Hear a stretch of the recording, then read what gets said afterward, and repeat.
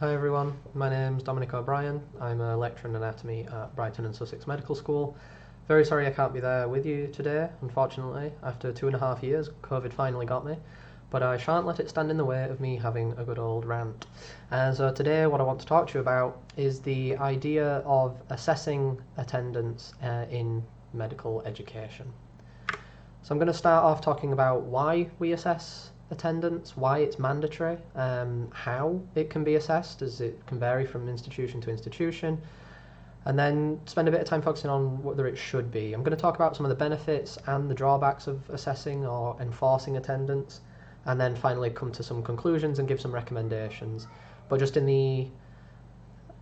for being as open as I can be, I firmly stand on the side that I think assessed attendance is rather silly, so that may come across in my arguments, so do just take that with a pinch of salt as I go through. So firstly, why we assess attendance basically comes down to the fact that the General Medical Council says that we should. The General Medical Council, just if you're not aware, are basically the governing body that will decide what medical students are taught, how they're taught it, and what kind of needs to be within the curriculum for a medical student. And so medical schools need to adhere to their guidance and their recommendations and what they say is needed to prove that you have an effective medical graduate. And in their eyes, they say that attendance or evidence of engagement is necessary, and they're equating this evidence of engagement with attendance. Is that correct? I personally don't think so. I do not think that attendance equals engagement, and we're going to talk a little bit about why later on.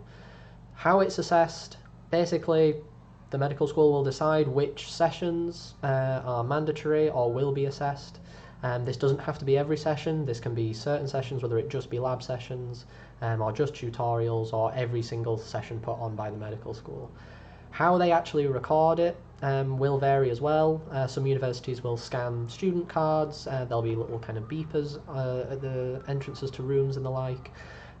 Slightly more high-techy versions now are things called geofencing, where a very rough location is recorded by students checking in, as you would on any other kind of social media platform, which then records the student's vague location as to not get into too kind of Big Brother-y 1984 kind of vibes. Just basically saying that the student, when they checked in, were in fact in the location they said they were, attending theoretically whatever session was going on. Or there's the good old-fashioned paper register, the students just signing in to say that they were in attendance. And 80% of attendance level is said to be a pass. That's basically you need to be at 80% of the sessions to pass that portion of the medical curriculum. Anything below that can be mitigated for to avoid failing that component, but we're going to talk about why mitigation isn't always as great as it sounds.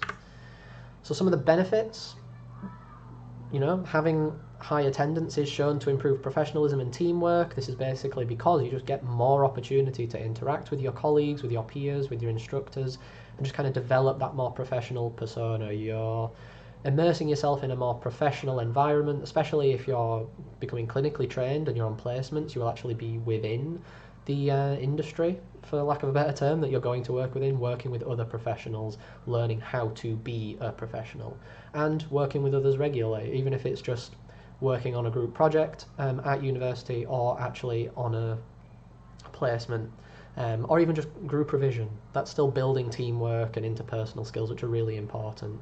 And enabling personal growth by doing that, by having these interpersonal interactions. Basically, you find out more about who you are as a person. And I've got an example over here of the Johari window model. Basically, what this kind of encompasses is that there's different portions of an individual's personality. So that there are things that they know about themselves and that others know about them. This is very open, everybody's aware of it. There are things that people know but don't show others, so these are the things that people keep hidden. But this is the main area of focus when it comes to interpersonal interactions. Things that others know about you that you don't know about yourself. Things that you might have issues or preconceptions, prejudices, things like that you don't really notice, but other people will be able to point out in you, kind of challenge you on them and allow you to grow more as a person. And it's very difficult to do that if you aren't immersing yourself by attending your university course and things such as that. Other benefits are you get access to the hidden curriculum, a very nebulous term, but we all know it's there. Just learning how to interact with different people, learning who to ask for what kind of help, where to go for different resources and things like that are things that, unless you are engaging as much as you possibly can and actually present at a lot of the educational offerings from the university, there are things you will miss. It's just inherently going to happen. It's not ideal, but it's just a very kind of sad fact about teaching in general. And as well, if all students are attending, it's very easy then to see any students that are struggling, whether it's personally, academically. If students are there and you get to interact with them as an instructor, as a tutor, such as myself, I can see if students are struggling and I can try and help them. But it's not a perfect system by any stretch. Making attendance assessed and making it mandatory is very inaccessible. Basically, it completely disregards anything else that the students might have going on in their lives aside from their university course. And as we look on the right here, we can see this is Maslow's hierarchy of needs. Just if you haven't seen it before, this kind of bottom half is the deficiency needs. So these are the things that an individual needs. Baseline needs. They need to feel safe within themselves, feel like they belong and are loved, feel safe, and their physiological needs are met. Food, hunger, warmth, things like that. Food and hunger are the same thing. Cognitive needs then are part of this growth, and these kind of needs aren't actually met unless we satisfy these deficiency needs. So cognitive needs, such as learning, can't actually be achieved and grown unless these needs are met. And if we're asking students to turn up when these needs aren't met, it's kind of pointless. They're not actually going to be able to learn because they're not in a safe, kind of conducive place to actually, achieving those cognitive needs and growing. It's also adding a massive amount of unnecessary stress. As I said, mitigation can be very difficult. It can warrant getting medical notes, even paying for medical notes. If there's grievances, this can often kind of warrant showing death certificates, which is incredibly stressful emotionally, is quite a burden to put on someone if they're going through a grievance. And it's not kind of the fix that it should be. It's not the easy, I was ill, okay, we won't fail you. There's often a lot more to it than that, which can just kind of make the situation worse, which forces students to go in and attend and get that attendance mark even when they're not physically or emotionally at their best and able to engage. It also removes student autonomy. You're basically taking that choice away from them as to whether to attend or not. Is it going to be beneficial for them? It doesn't matter, because we're telling them they have to turn up, otherwise they'll fail. And basically that goes towards developing a culture of presenteeism. Just if you haven't heard of that term before, presenteeism is basically the idea of being physically there but not mentally there. You're there in body, your mind could be anywhere else. Just not engaging cognitively, you're just there as the body to get that attendance mark. And this is potentially quite damaging if we instill this kind of a culture within them where turning up and just being there is fine. As they move forward into professional careers, that could be quite damaging to wherever they end up, to their industry they end up in, to the patients that they end up seeing, if they're not actually fully invested or able to be fully present within their capacity, whatever job they're doing at that time. Corporate sides, very interested in presenteeism. It's thought to cost the American economy about $150 billion a year. It's this whole culture of not being able to look after yourself. It's just kind of being there and being present rather than, mentally actually engaged in the act. And it also doesn't benefit academic performance. Enforcing the attendance doesn't actually help. Because if we link it back, they're not mentally there. They're elsewhere doing other things. They're not engaging. They're not getting the benefit from it.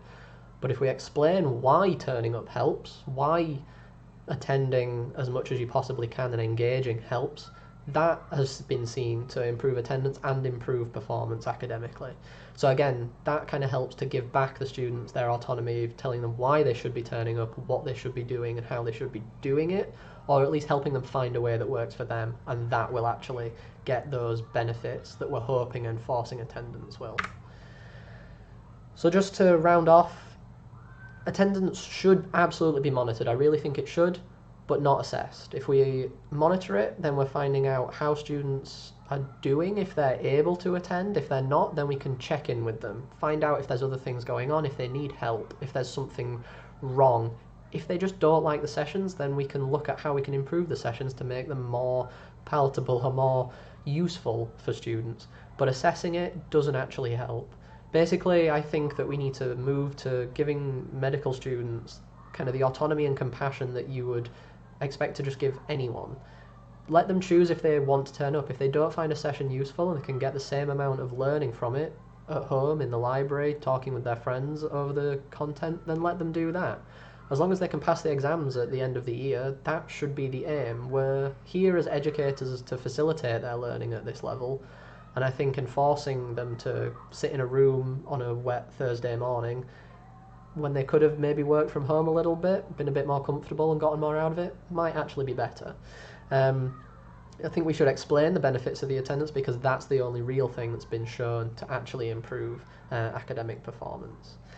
So thank you very much for listening, and thank you very much to the committee for not only organising the whole event, but for giving me the time and thinking this talk was actually interesting enough to put on the programme.